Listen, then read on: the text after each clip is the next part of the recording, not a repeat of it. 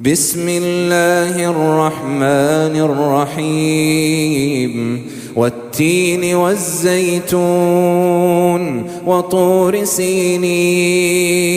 وهذا البلد الأمين لقد خلقنا الإنسان في أحسن تقويم ثم رددناه أسفل سافلين إلا الذين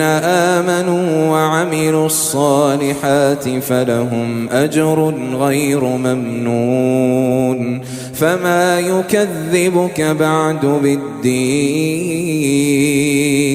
أليس الله بأحكم الحاكمين بسم الله الرحمن الرحيم اقرأ باسم ربك الذي خلق خلق الإنسان من علق اقرأ وربك الأكرم الذي علم بالقلم علم الإنسان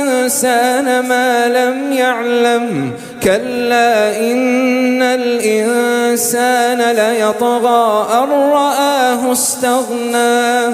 إن إلى ربك الرجعى أرأيت الذي ينهى عبدا إذا صلى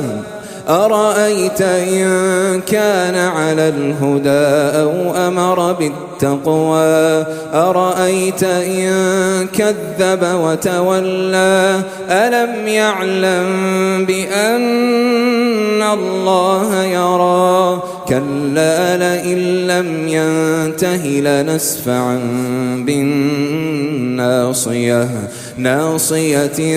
كاذبة خاطئة فليدع ناديه سندع الزبانية كلا لا تطعه واسجد واقترب